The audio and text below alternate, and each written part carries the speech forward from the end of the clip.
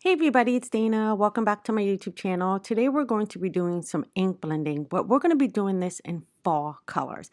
I know it's still August, but I love fall. It's like one of my favorite seasons. So I'm going to grab myself some pretty colors. I have ripe persimmon, spiced marmalade, squeezed lemonade, and fossilized amber.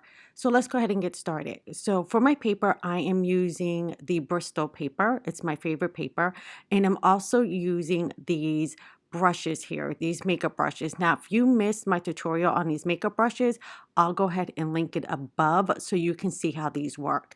So I'm just grabbing some of that fossilized amber and I'm going ahead to put it down at the bottom part of my paper. Now, what I also love about fall is the cooler weather. Now, I'm originally from New Jersey, so fall, seeing all the trees and all the colors change on the leaves is why I love fall.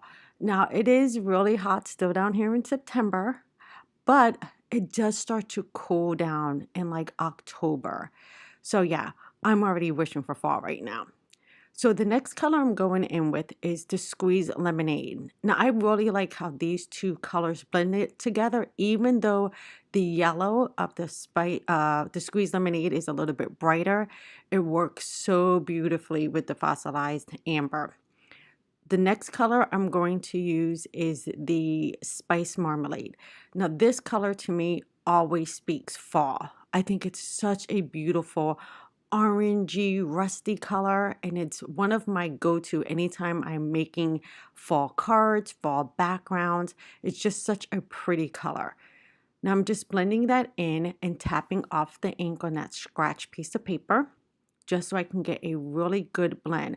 Now, using these brushes, you do not have to use a lot of ink. I'm literally just like tapping the brush on there and then just bringing the color down. So I'm not using a lot of ink with these brushes. And the last color I'm going to use is that ripe persimmon. Love this color. Now, this is one of the newer colors from the Distress Oxide line, and it's probably going to be another favorite of mine because I really love the undertones of this color. So you see how perfectly it works with that spice marmalade. And I'm just gently blending in all of those colors. And look what a gorgeous fall background we've created. And I am going to clean off my brush and come back one more time with that that squeezed lemonade, just to make sure I blend out my lines. And I'm just really going over everything to make sure I have a good blend. Now I'm going to darken up that fossilized amber just a little bit. I just want to tone that back, that yellow back, and look how gorgeous. Okay, another color combination I love is antique white, wild honey, and peeled paint. This also makes a beautiful color combination for the fall. Now I'm just using the same brush. I'm just cleaning it off on a scratch piece of paper, and now I'm going into that antique linen. Now what I like about this antique linen is that it's not like an overly bright white. It has like some creamy undertones, almost some brownie kind of tones to it, and that's what I love about this. Next, I'm going to come in with that wild honey. Now, as you can see on this panel, I'm just kind of going in different areas to lay down my color. I'm not going in stripes or diagonally across.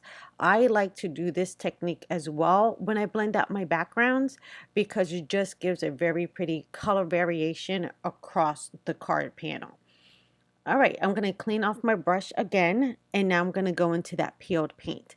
Now, what I love about the peeled paint, I use this a lot if I'm doing something that has to do with grass or like nature, and I want a darker color green, but not like a sage green or a hunter green. So this is like that pretty olivey color that I love, and you see that a lot in nature. I'm going to come back in and add a little bit more of that wild honey, and I'm going to go ahead and blend everything out with that antique linen. Just adding in more of that just to get a good blend, and look how gorgeous that looks. Now that's super, super easy to do to make some great fall backgrounds.